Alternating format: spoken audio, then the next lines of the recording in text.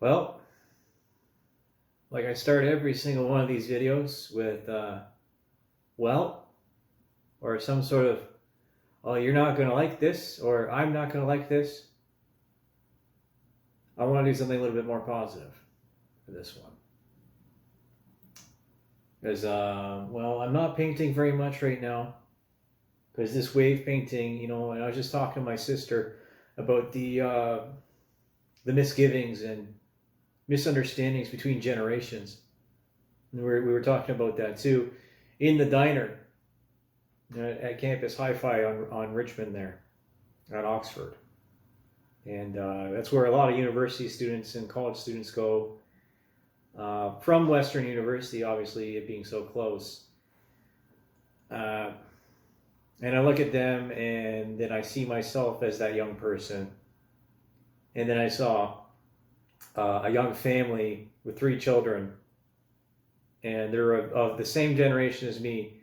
The woman with the chest tattoo and the plugs, and the man, having a long beard and in plaid and so forth, with decently behaving children, and I'm very angry for myself, having made my choices in life to be a tradesman and try to be at the top of my game as an aircraft mechanic, and then practical education for becoming an aerospace engineer, the old school way, without computers, but actually getting the hands-on experience. But I digress. Just having breakfast and obviously I'm not the only one that still has issue with being out in public. As I've said in other videos, or as you've seen, like I got this stress twitch. It's still winter. I suffer from elements of seasonal depression, and there's elements of PTSD there if I'm going to self-diagnose with some accuracy, because of certain elements in the culture that have driven men like me to isolation and have given the balance of power too much to the woman. And one of the things that happened to me recently is one of my exes, when I reached out for help, because we experienced a lot together when we were together, and I still consider her the love of my life, whether she feels the same or not. But the anxieties of modern day life as a young person in this moment, in 2023, and the pressures, the socioeconomic and political pressures, communicated by the propaganda, and hardened by the very things that used to give us pleasure, the media and relationships, all betrayed for convenience and algorithm, and the fascination of novelty. But the thing is that life is not about novelty or selection. In my opinion, it's more, I'm going to take a more traditionalist stance, a more loyal and permanent, because obviously being an oil painter, the things that I leave behind will be around for hundreds of years, and with modern day materials for which I have made them from, they may last 1,000 years.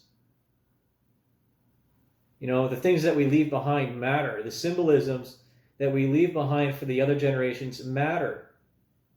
The history matters. And the obliteration, as I've said in other videos, I want you to look at this holistically. Not just one video, but again, I'll mention the themes and the elements in each of them, because it's very important to understand these things in the modern era, the post-internet epoch, the digital frontier, and no secrets. Because, the ways of the past don't work anymore. They don't. and the means of power and the rise to power and the manipulation tactics that other people use because they have resources and they think that having resources is what gives them, a right to life and a triumph of their will. But I'm not going to back down for anybody. I have something to live for, and I will not be pressured into suicide. I will not. Because somebody sacrificed their life for me to even exist.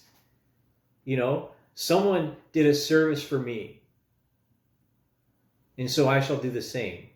It's very, and I touch upon these things, and I wear this, or I try to represent veterans as best I can, however I can, because they're everywhere, and they've given more than most people will ever give in their lives. And I'm not doing this as an appeal to them, but just as a matter of fact, a statement. And there's different ways to give, because you got to give love to get love. And anger gets you nowhere. And anger is usually what drives the propaganda. This angst and this control and this insidious nature of the whole thing is why I'm putting this onto video, and I'm putting it on YouTube, and I'm acting like a crazy person all over Instagram, because I am an artist.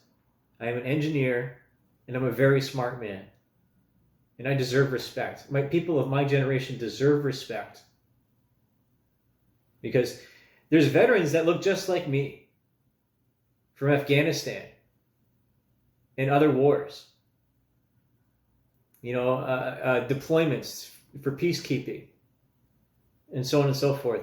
The forgotten wars. The forgotten conflicts in other countries. And so what I have in front of me is Paradise Lost. And I'm going to read from it. Because, just to touch on the art, I'm not painting right now this wave because the wave is about love. And I don't want to put my anger into it. And I am angry at politicians hijacking the utopian idealism and feminism and the gluttony and wealth which betrays them, and their rises to their own positions of power because of psychopaths and nihilistic, atheistic, occultists, sons of bitches. I don't need to name their names, right? They just believe that they're the ones chosen to rule over all of humanity, and that there's nothing after life except death, and to worship death to have life. Sacrifice of other people for a false idol is heresy, and it is an offense to all humanity and the Creator. Let's not forget about that. So I'm going to read here from Paradise Lost as much as I wish to, and hopefully you enjoy it, because this is our culture, okay? It's ours. As someone else said, or other organizations that are included in this, Ad Astra per Aspera and Pro Patria.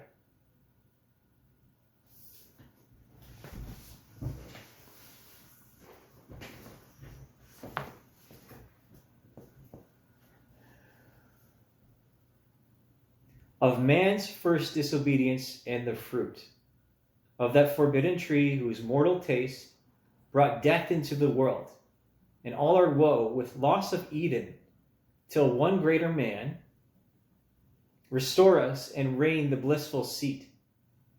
Sing heavenly, muse, that on the secret top of Oreb or of Sinai, distant spire, that shepherd who first taught the chosen seed in the beginning how the heavens and earth rose out of chaos, or of Sion hill, delight thee more, and Silas brook that flowed fast by the oracle of God.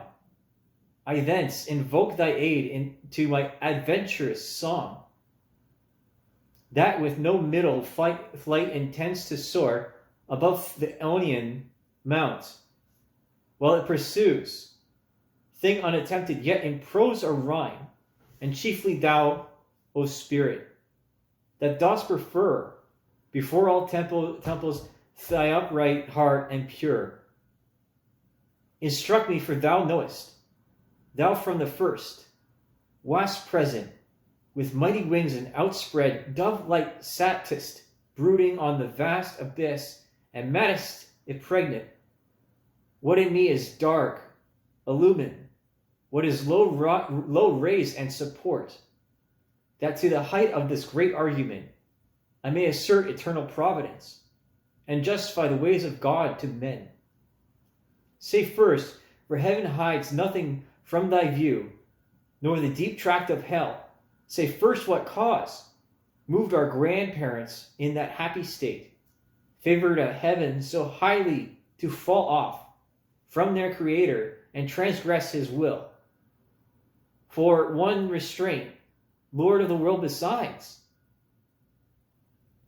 who first seduced them with that foul revolt. The infernal serpent it was, whose guile, stirred up with envy and revenge, deceived the mother of mankind, what time his pride had cast him out from heaven, with all his host of rebel angels, by whose aid aspiring to set himself in glory above his peers, he trusted to have equaled the Most High, if he opposed and with ambitious aim against the throne and monarchy of God, raised imporous war and haven, and battle proud with vain attempt, him the almighty power hurled headlong, flaming from the eternal sky, with hideous ruin and combustion down, to bottomless perdition, there to dwell in adamantine chains and penal fire. Who dost defy the omnipotent to arms, 9 times the space that measures day and night. To mortal men, he with his horrid crew lay vanquished, rolling in the fiery gulf, confounded through immortal, but his doom reserved him to more wrath. For now the thought of both lost happiness and lasting pain torments him round he throws his baleful eyes, that witness huge affliction and dismay, mixed with obdurate pride and steadfast hate. At once, as far as angels can, he views the dismal situation waste and wild, a dungeon horrible on all sides round, as one great furnace flamed, yet from those flames no light, but rather darkness visible, served only to discover sights of woe, regions of sorrow, doleful shades, where peace and rest can never dwell, hope never comes, and that comes to all, but torture without end, still urges, and a fiery deluge, fed with ever-burning sulfur unconsumed. Such place eternal justice has prepared for those rebellious, here their prison ordained, in utter darkness, and their portion set, as far removed from God and light of heaven, as from the center of thrice to the utmost pole. Oh, how unlike the place of whence they fall! There the companions of his fall, overwhelmed with floods and whirlwinds of tempestuous fire, he soon discerns, and weltering by his side, one next himself in power, and next in crime, long after known in Palestine and named Beelzebub. to whom thy arch enemy and thence in heaven called Satan with bold words, breaking the horrid silence thus began. If thou beest he, but oh how fallen, has changed from him who in the happy realm of light, clothed with transcendent brightness, didst outshine myriads through bright, if he who mutual league, united through and counsel, equals hope and hazard in the glorious enterprise, joined with me once, now misery hath joined in equal ruin, into what pit thou seest, from what height fallen, so much the stronger proved. He with his thunder, and till then who knew the force of thy dire arms, yet not for those, nor what the potent victor in his rage can he inflict. Do I repent or change? Thou changed in outward luster, that fixed mind and high disdain from sense of injured merit, and that with the mightiest raised me to contend, and to the fierce contention brought along innumerable force of spirits armed, that durst dislike his reign and meet preferring his utmost power with adverse power opposed, in dubious battle on the plains of heaven, and shook his throne. Would thou the field be lost? All is not lost. The unconquerable will, and study of revenge, immortal hate, and courage never to submit or yield, and what is else not to be overcome. That glory never shall his wrath or might extort from me. To bow and sue for grace, with supplant knee, and defy his power, who from the terror of this arm so late doubted his empire, that were so low indeed, that an I can't say that, ignominy, ignominy and shame beneath this downward, since by fate and the strength of gods, and this ephemeral substance cannot fail, since through experience of this great event, in arms not worse, in foresight much advanced, we may with more successful hope resolve to wage by force or guile eternal war,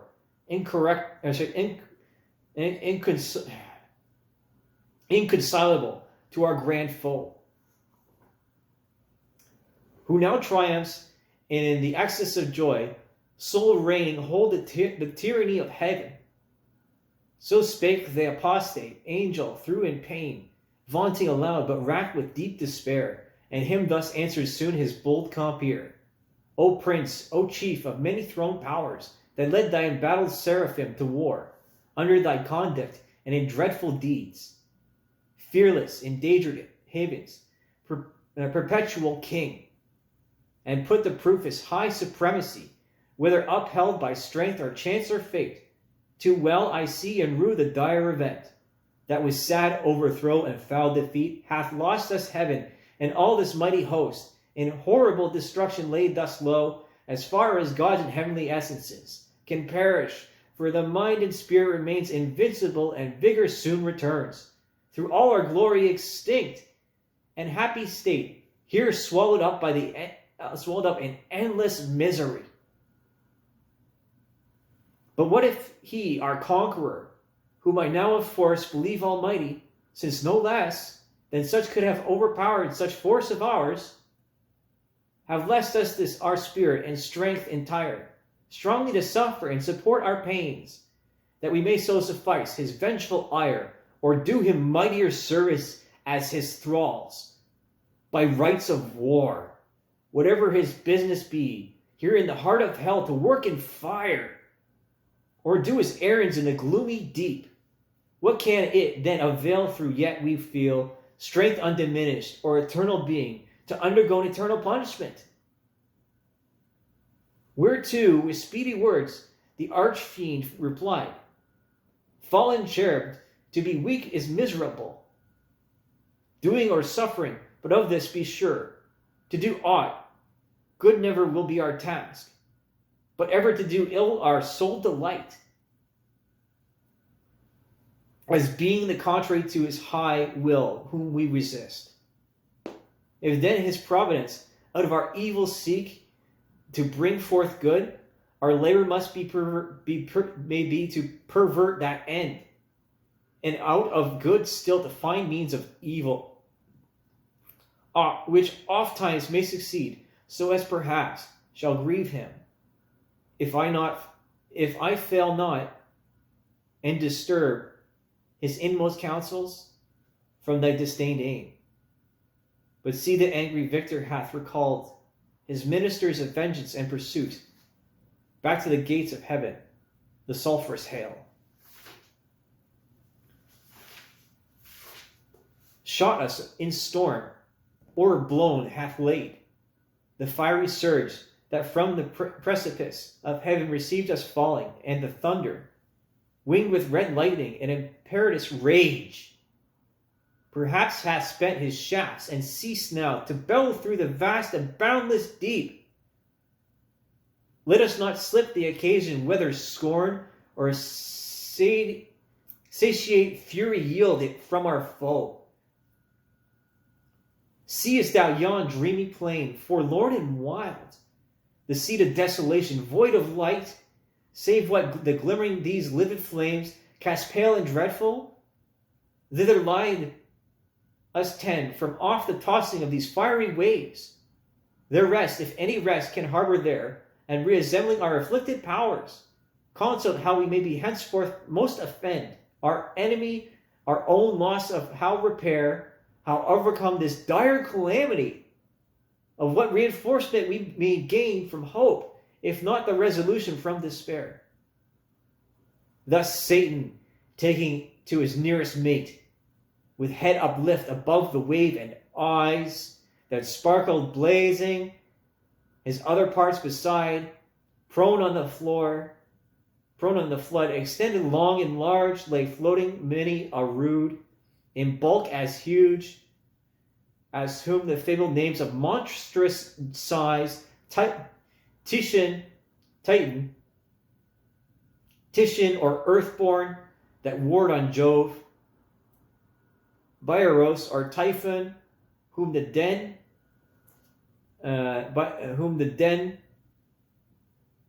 by ancient Taurus held, or the sea beast Leviathan, which God of all his works created hugest the swim the ocean stream, him haply slumbering on the Norway foam, the pilot of some small night foundering skiff, deeming some island oft as seamen tell, with fixed anchored and his scaly rind, moors by his side under the lee, while night invests the sea and wish morn delays. So stretched out hewed in length the arch-fiend lay, chained on the burning lake, nor ever thence had risen or heaved his head, but that the will and high permission of all ruling heaven left him at large to his own dark designs, that with reiterated crimes he might heap on himself damnation, while he sought evil to others, and enraged might see how all his malice served but to bring forth infinite goodness, grace, and mercy shown on man by him seduced, but on himself treble confusion, wrath, and vengeance poured.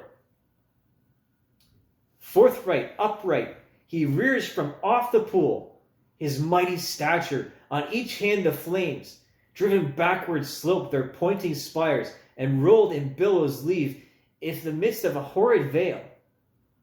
Then with expanded wings he steers his flight, aloft incumbent on the dusky air, that felt unusual weight, till on dry land he lights, as if were land that ever burned, was solid as the lake with liquid fire, and such apprended hue, as when the force of subterranean wind transports a hill, torn from perilous, or the shattered side of thundering Eterna, with whose combustible and fueled entrails with those thence conceiving fire, sublime with mineral fury and the winds, and leave the single bottom all involved with stench and smoke. Such resting found the soul of unblessed feet.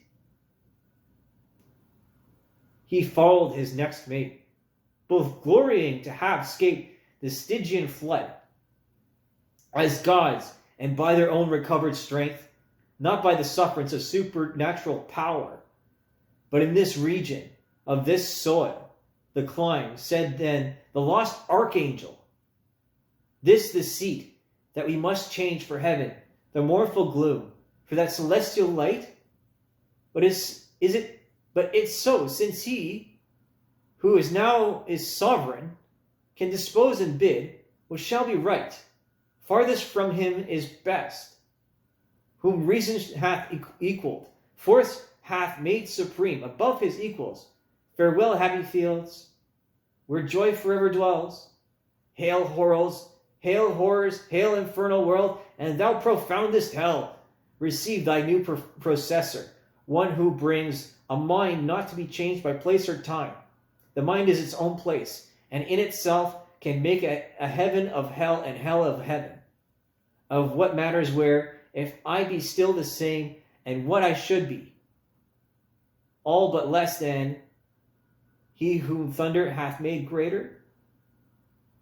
Here at least we shall be free, though money hath not built. Here for his envy will not drive us hence. Here we may reign secure, and in my choice, to reign is worth ambition through hell. Better to reign in hell than serve in heaven. But wherefore let we then our faithful friends, the associate and co-partners of our loss, lie thus astonished on the oblivion pool, and call them not to share with us their part in this unhappy mansion, or once more with rallied arms and try what may be yet reigned in heaven, or what may be lost in hell? So Satan spake, and him Beelzebub thus answered, leader of those armies bright, which but the omnipotent none could have foiled. If once they hear that voice, their liveliest pledge of hope in fears and dangers, heard so oft in worst extremes and on the perilous edge of battle when it raged, in all assaults, their surest signal they will soon resume. New courage and revive. Thou know they lie, groveling and prostrate on yon lake of fire, as we were erewhile astounding and amazed. No wonder, fall in such a pernicious height.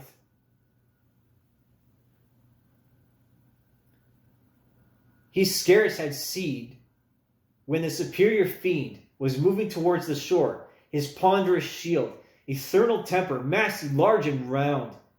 Behind him cast, the broad circumference hung on his shoulders like the moon, whose orb, through the optic glass, the Tuscan artist views at evening from the top of Fessel, or in Valdrano, to descry new lands, rivers or mountains in her spotty globe.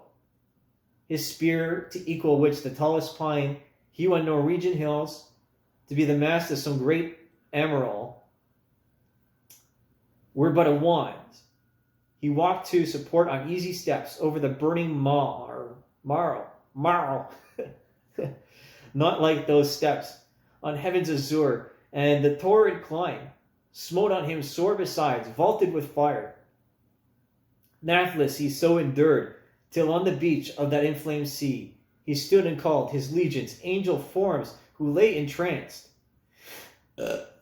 thick as autumnal leaves that strow the brooks in Val Ambrosia, where the Etrurian shades, high overarched in brower or scattered sedge, afloat with the fierce winds of Orion armed, hath vexed the Red Sea coast, whose waves o'erthreweth Bucerus and his Memphian chivalry.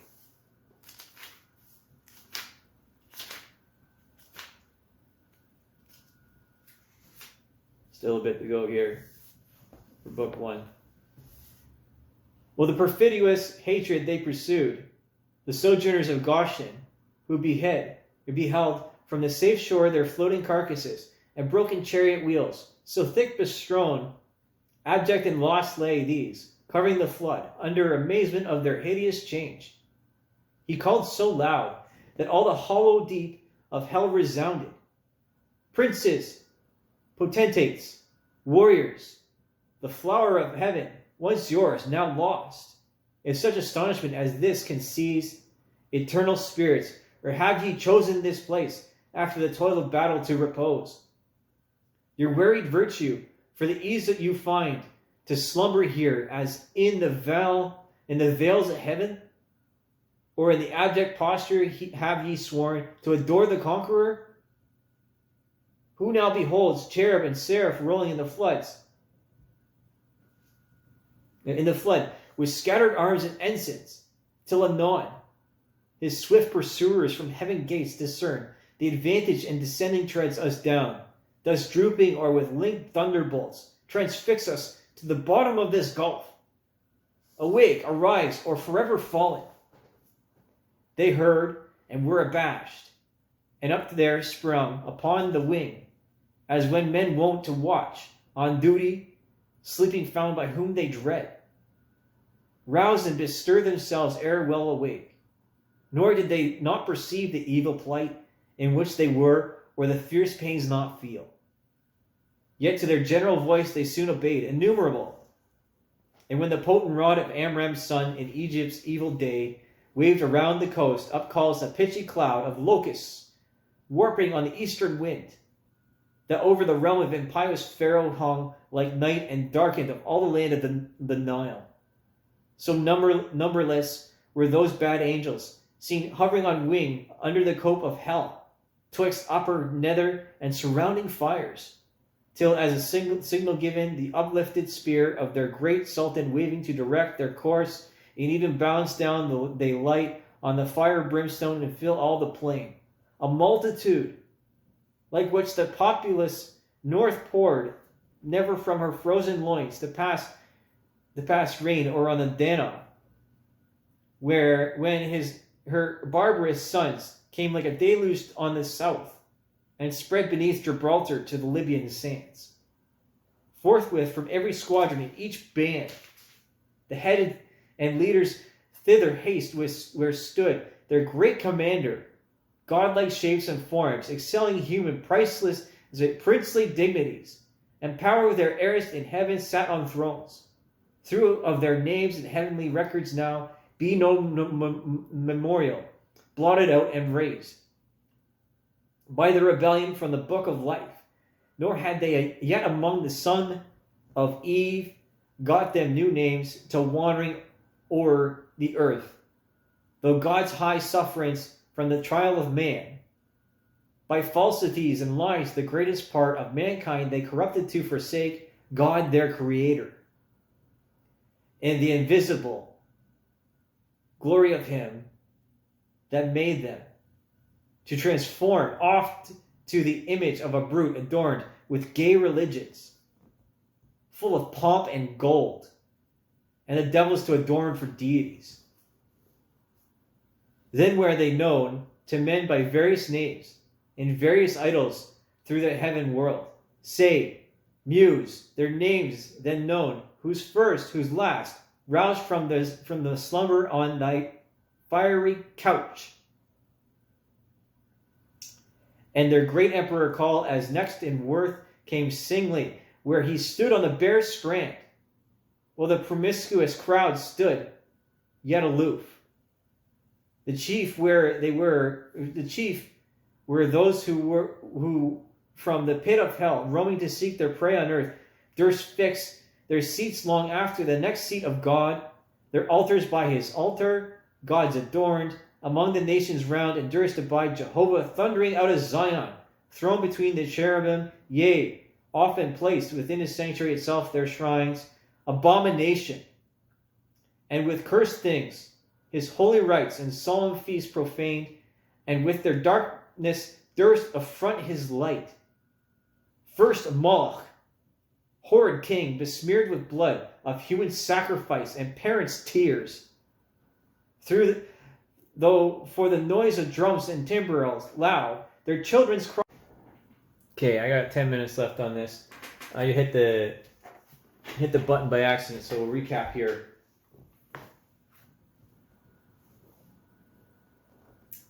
Okay, so among the nations round, and durst abide Jehovah thundering out of Zion, thrown between the cherubim, yea, often placed within his sanctuary itself their shrines, abomination, and with cursed things his holy rites and solemn feasts profaned, and with their darkness durst affront his light. First Moloch, horrid king, besmeared with blood of human sacrifice and of parents' tears, though for the noise of drums and timbrels loud, their children's cries unheard, that they passed through fire to his grim idol. Him the Ammonite worshipped in Rabbah and here watery plain, in Argob and in Basan, to the stream of utmost Arnon. Nor content with such audacious neighborhood, the wisest heart of Solomon he led by fraud to build his temple right against the temple of God. On the upper Bruius hill, and made his grove, the pleasant valley of Hinnom, Tophet thence. And then, let's see if I got enough. No, I probably won't get through it. We'll see what happens. The pleasant valley of Hinnom, Tophet thence, and black Gannat, called the type of hell. Next, Chemos, the obscene dread of Moab's sons. From Aurora to Nebo, and the wild of southmost Abrim, in Hesebon, and Hornarim, Sinon realm beyond, the flowery dale of Sibma.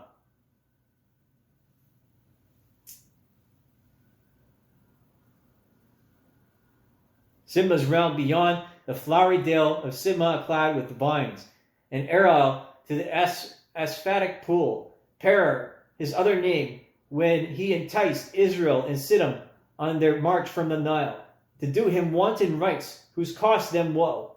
Yet thence his lustful orgies he enlarged, even to that hill of scandal, by the grove of Moloch, homicide, lust hard by hate, till good Hosea drove them thence to hell. With these came they, who from the boarding flood of old Euphrates, to the brook that parts Egypt from Syrian ground, had general names of Baalim and Ashtaroth, whose male, these feminine. For spirits, when they please, can either sex assume, or both, so soft and uncompromised in their essence pure, not tight or manacled with joint or limb, nor founded on the bristle strength of bones, like cumbrous flesh, but in what shape they choose, dilated or condensed, bright or obscure, can execute their airy purposes, and works of love or enmity fulfill. For those the race of Israel oft forsook, their living strength and unfrequented left his righteous altar, bowing lowly down to bestial gods, for which their heads as low, bowed down in battle, sunk before the spear of despicable foes. With these in troop came Astaroth, whom the Phoenicians called Astarte, queen of Haven, with crescent horns, to whose bright imagery nightly by the moon Sidonian virgins paid their vows and songs. In Sion, also not unsung, who stood her temple on the offensive mountain, built by the uxorious king, whose heart through large, beguiled by fair adulteresses, fell to idols foul. Themis came next behind, whose annual wound in Lebanon allured the Syrian damsels to lament his fate in amorous ditties of all summer's day, while smooth Adonis from his native work ran purple to the sea, supposed with blood of Themis yearly wounded, the love tale infected Sion's daughters with like heat, whose wanted passions in the sacred porch Ezekiel saw, when by the vision led, his eyes survived the dark idolatries of alienated Judea. Next came one who mourned in earnest when the captive ark maimed his brute image, head and hands lopped off in his own temple on the Grunzel edge, where he fell flat and shamed his worshippers, dragging his name, sea monster, upright man, and downward fish, yet had his temple high, reared an asterisk, dreaded through the coast of Palestine in Gath and Ascalon and Acreon and Gaza's frontier bounds. Him followed Rimmon, whose delightful seat was fair Damascus on the fertile banks of Abba and Pharphar, lucid streams. He also against the house of God was bold, a leper once he lost and gained a king, Azar his sottest conqueror, whom he drew God's altar to disparage and displace. For one of Syrian mode, whereon to burn his odious offerings and adorn the gods, whom he had vanquished. After those appeared a crew whose under names of old renown, Osiris, Isis, Horus, and their train, with monstrous shapes and sorceries, abused fanatic England and her priests to seek. It's a fanatic Egypt, fanatic England, to seek their wandering gods disguised in brutish forms rather than human. Nor did Israel escape the infection when they borrowed gold, their borrowed gold composed the calf in Oreb, and the rebel king doubled the sin in Bethel and in Dan, likening his maker to the grazed ox. Jehovah, whom in one night when he passed from Egypt marching, equaled with one stroke both her firstborn and all her bleeding gods. Belial came last, than whom his spirit more lewd fell not from heaven, or more gross to love, vice for itself. To him no temple stood, or altar smote, yet who more oft than he in temples and at altars, when the priest turns atheist, as did Eli's sons, who filled with lust and violence the houses of God. In courts and palaces he also reigns, and in luxurious cities where the noise of riot ascends above the loftiest towers, and injuries and outrage when the night darkens the streets, then wander forth the sons of Belial, flown with insolence and wine. Witness the streets of Sodom, and that night in Gibeah, when the hospitable door exposed a matron to avoid worse rape. These were the prime in order and in might. The rest were long to tell, though far renowned, the Ionian gods of Javan issued held gods, yet confessed later that heaven and earth, their boasted parents, Titan heaven firstborn with his enormous blood brood and birthright seized by younger Saturn, he from mightier Jove, his own and Rhea's son, like measures found. So Jove up usurping reigned, these first in Crete and Ida known. Thence on the snowy top of cold Olympus ruled the middle air, their highest haven, or on the Delphian cliff, or in the Doderna, and through all the bounds of Doric land, or who, with Saturn old, fled over Adria and the Hesperian fields, and o'er the Celtic Rome, the utmost isles. All these and more came flocking, but with looks downcast and damp, yet such wherein appeared, obscure, some glimpse of joy.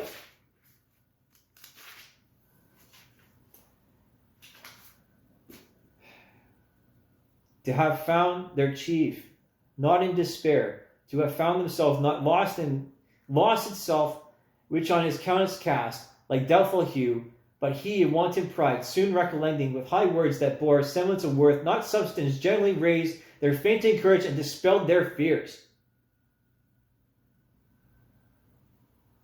I'm going to stop there, because we deserve respect. And we're not going to war. Those shots will be fired. But you, the oppressor, who watch this video, you who betray us for a new generation and generations thereafter, you will burn in paradise lost. The paradise that you create. The one that you thought was utopia. You will burn from your propaganda. You will burn for your support of false idols and the usurping of humanity for power and propaganda.